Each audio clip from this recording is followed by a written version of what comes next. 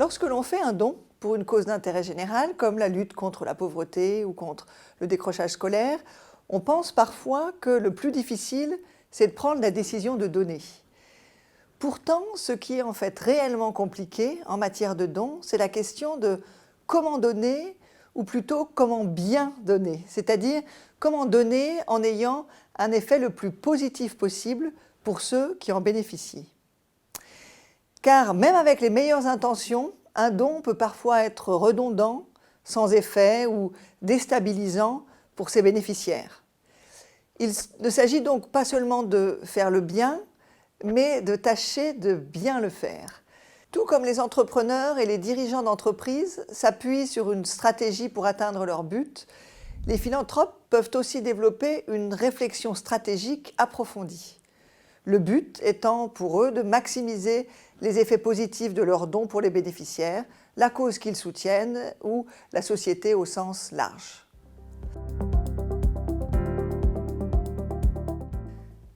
En matière de philanthropie, une stratégie s'appuie en fait sur 5 grands piliers. Le premier pilier, la valeur, doit permettre de répondre à la question suivante. Quelle valeur je souhaite créer pour la société et pour moi? Il permet au donateur de s'interroger sur ses motivations profondes et ce qu'il attend personnellement de cet acte, tout autant que sur la contribution qu'il souhaite avoir à l'intérêt général. Prenons l'exemple d'un philanthrope qui souhaite s'engager pour lutter contre le décrochage scolaire. Quel est son moteur? Est-il principalement émotionnel, lié au souhait de réparer une situation d'échec scolaire qu'il a lui-même vécu personnellement ou avec un de ses enfants? Ou son moteur est-il plus rationnel car il a lu des études montrant le coût de l'échec scolaire pour la société? Clarifier ces modèles est essentiel pour identifier ensuite la meilleure manière d'agir. Le deuxième pilier s'intitule le cadre logique et il définit quel type d'intervention auprès de quel type de bénéficiaires auront le plus d'impact compte tenu des objectifs qu'on s'est fixés. Dans le cas de l'échec scolaire, le philanthrope peut choisir de donner des bourses à des élèves pour les encourager à s'améliorer.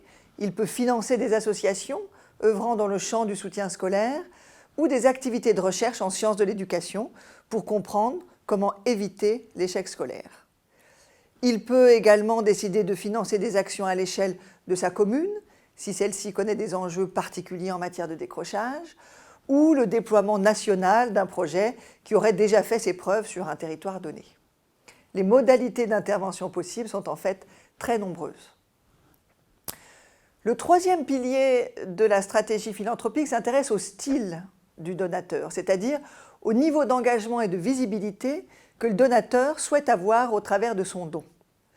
Souhaite-t-il se limiter à faire un ou plusieurs chèques, ou souhaite-t-il s'engager concrètement, soit dans des activités, par exemple de soutien scolaire, soit dans du conseil stratégique à des associations qu'il soutient?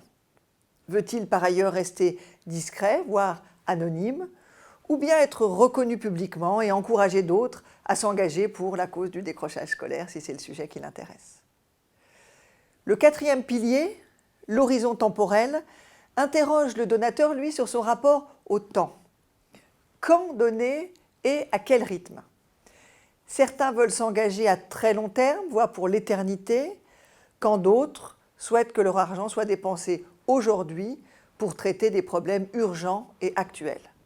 Concernant le décrochage scolaire, le philanthrope devra se poser la question de comment son argent pourra avoir l'effet de levier le plus fort, soit en étant distribué aujourd'hui pour tenter d'apporter des réponses aux jeunes actuellement décrocheurs, ou anticiper que ce problème du décrochage sera encore plus important demain et qu'il serait plus pertinent de placer l'argent aujourd'hui pour qu'il puisse financer des interventions demain et sur le plus long terme.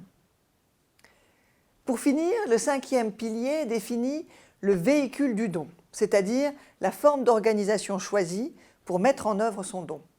Fondation, fonds de dotation, fondation abritée, association. En France, les philanthropes ont plusieurs options à disposition et il est important de bien choisir le ou les véhicules les plus adaptés en fonction du type d'action choisie. La philanthropie stratégique, elle correspond donc à ces situations où le donateur parvient à aligner ces 5 piliers, c'est-à-dire apporter des réponses qui sont cohérentes entre elles à chacune des questions qu'il pose.